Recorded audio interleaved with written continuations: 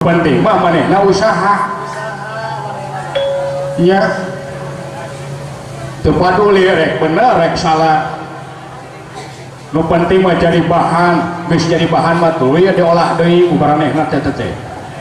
disabaraan deui beja sajengkal jadi sadupa tidak sadupa jadi sameter nepi ka viral ka itu di mana geus viral kale ke nyela katak baranehna mah jadi legaan ka itu tukang aya teh itu romantika nepi ka sejarah pula sejarah. jadi ayeuna teh can aya bewara anu resmi ke masyarakat teh saha nu unggul atos saha anu unggul duanana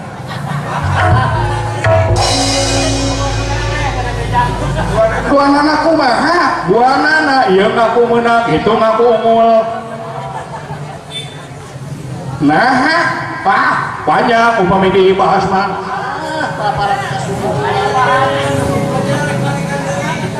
muareng sedewi ka subuh ngan cohak nama panginten masyarakat teh kiwari teh keur nunggu hasil keputusan resmi lembaga ngan anu dipika melang teh kapayuna teh masa ieu teh anu dipika melang teh pasti anu dimelangkeun teh nyaeta teu bisa narima jeung sadar kana hasil keputusan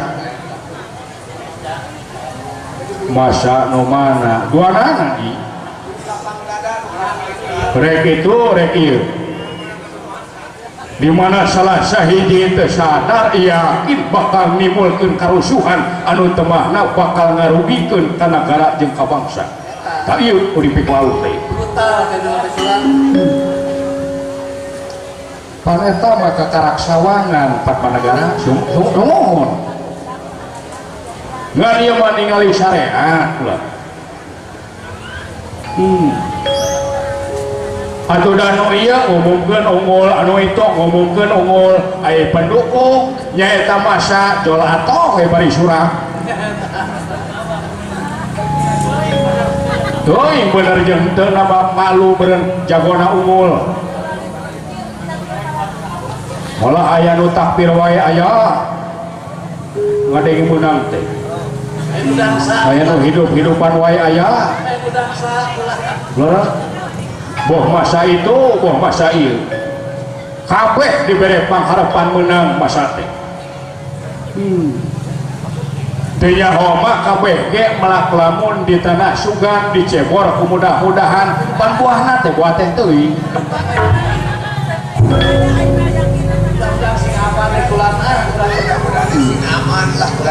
anu akhirna lembaga suara ngayakeun penghitungan ulang tayana masyarakat teh keur nunggu hasil keputusan saha nu bakal unggul ngan anu dipika melang teh nu tadi teh teu bisa narima kana hasil survei anu akhirna nimbulkeun papasean antara urang jeung urang ta ieu anu dipika melang teh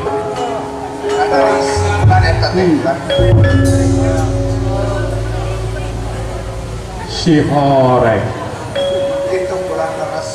gitu mending jalma nu hirup di alam pawenangan di malam yang si horeng jelema teh teu kabeh bisa narima kena kadar ti pangeran sadar tapi lamun manusia bisa narimakeun kana kadar di pangeran dina harti sadar yen takdir mah teu bisa dipungkir kadar mah teu bisa disinglar papasten anu bakal tumiba ka eta nagara Laras kitu pulang.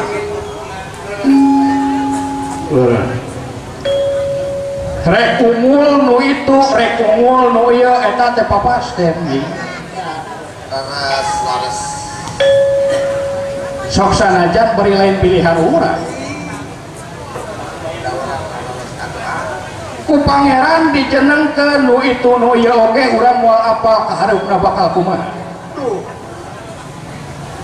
mun urang ngadukung nu ieu secara garis global can puguh bisa ngamakmurkeun gitu pula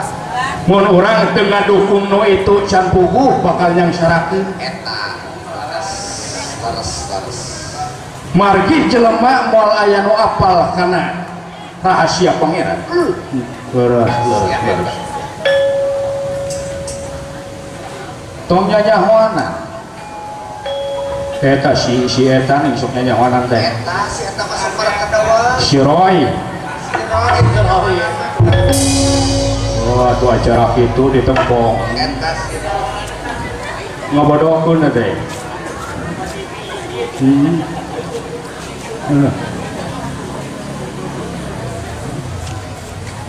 tadi dia segala rupa persoalan anu kenapek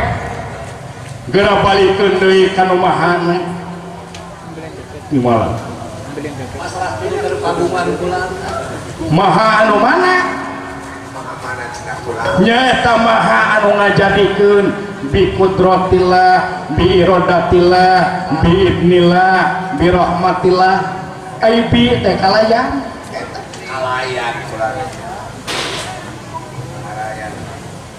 kalayan pitulung anjeunna kalayan rahmat anjeunna kalayan izin anjeunna pasti kaituna teh kun payakun gimana jadi cinakna hiji perkara anu kena kana diri teh eta teh pigawean urang tidak meleh ibadahaneun pikiraneun sabab dirinya aya proses leres oh eta contoh hiji waktu kulit urang teh kaletak sumut anjing contoh kumaha sedangkan numutkeun katerangan sumut anjing teh najis malahan disebut nage najis mugo lado tah upami rai hiji waktu kaletak anjing rek kumaha kira-kirana joki ka mayit rek kumaha wah rek diudag we podaran anjing ka rumah rek dimpu we cenah kumaha sabab najis teh najis mugo lado tah aing ngodag nafsu mah kitu tah ayeuna pertanyaanna ari najis mugo lado jeung maehan makhluk ciptaanana gede mana dosana gede mana tak ulang jeung maehan anjing bakal namahan pahala atau namahan dosa lik pasep kumaha tah ya namahan dosa ari anu diteangan kurai pahala atau dosa pahala nah atuh nyeun dosa dipigawe dosa nu mana apang tadi rek dipaehan cenah anjing di mana diletak anjing menang pahalana atuh da dina gawe nu tadi tah euy tepat euy rame rame debat rame ieu depan gitu lah depan memang aya gawena di mana orang diletak anjing aya naon gawe urang oh beuki jero lu ilgok ulang gara-gara diletak anjing beuki jero gawe urang di mana diletak anjing gawe urang nya cek katerangan di mana maneh diletak anjing kumah ku cai make taneuh 7 kali semua tah di mana di kumah dina harti dininya aya taat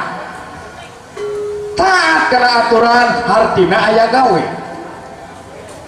di mana taat kena aturan dininya aya gawe buruhan teh nyaeta pahala ganjaran tidak taat tadi lamun teu dilemot anjing teu diletak anjing meunang gawe moal tah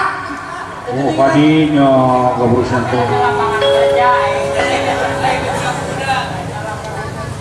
dengan itu rindu udah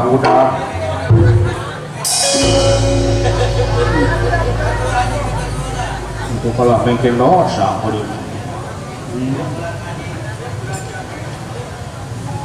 tuh nu mata ulah ngerasa rugi di mana diletak anjing jadi cinak nama segala rupa persoalan anu kena diri urang eta teh proyek keur ngaraih pahala nyaeta sarana ibadah pikeun ngakupai ridona pangeran leres iya kadar sabarna 70%, kadar ujianana sama dengan 70%, kadar kadewasaanana melalui itu. Hartina saimbang di mana orang diuji ku kadar 70%, taikeun kadar kasabaran orang kana 80%. Nu tadina kadar dewasa urangan 70% teh jadi naik tak 10%. Jadi kadar kadewasaan urang teh aya di angka 80%. 80%. Cinakna manusia bisa namahan kadewasaan teh hasil tina ujian. Hasil tina digembleng. Anu mata kudu atoh di mana orang menang ujian teh santenan Rasulullah hartina aya perhatian pangeran ka urang istuning pangeran teh teh cicirininya nya rek ningkatkeun harakat derajat urang salaku hamba di malam tuh tingali barudak leutik anu di jalur gajah di Palestina umuran 4 tahun umuran 5 tahun geus bisa nyararakal senjata geus apal cara ngagunakeun senjata bom jeung sajabana ayeuna bandingkeun jeung budak 20 tahun anu aya di negara urang apaleun moal cara ngagunakeun bom moal wah mun ngelem ahlina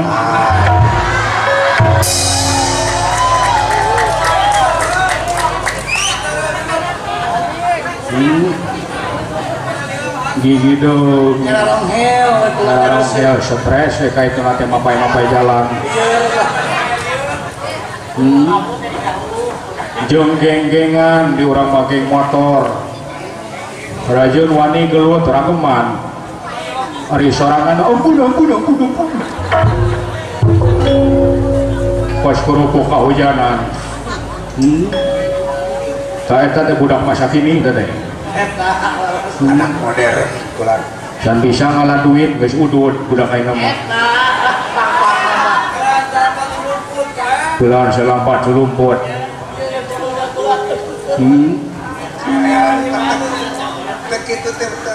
pengalaman baheula untuk diajar mundur teh baheula teh di etan di WC aing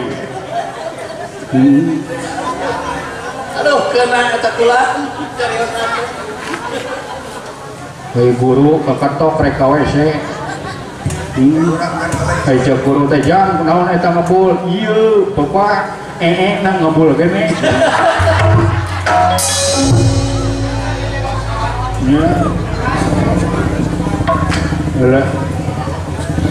ampun barudak ayeuna mah geuning para katangtang para katengteng buuk di pirangan leungeun di tatoan di kamar coba pamola hari bangsa batur mah pantes we da kulitna bodas luyu aya budak di urang keur mah hideung ditamahan tato atuh kulitna teh kalah jadi gunung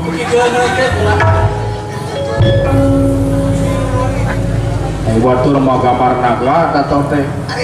dari ieu gambar botan cucuk lawok menit nyitu aya geus ditato hanyakal da depan keus tuluy di istrika kumanehna teh atuh kalau beuki rewok percis we karepet menang ngadurung geus aing geus ngomongkeun batur nuhun kitu itu sok anteng dilajeng kula leres kula leres kumaha ieu bangsa urang kapayun kula nasibna kapayunan kula Bapak nya ayeuna mah panginten urang bah kedah percaya we kana papas teh Eta leres gitu kulat. Balik cari ibadah. sini tah kieu rai kumaha Pak Cenah kulat. ayeuna urang nyongko kana pamaksudan anu utama Saya gitu kulat. kumaha parusan keun soal nagarakeun soal politik ngan urang mah diajar teh tina kagagalan batur we timalang ieu mah soal pribadi akan jadi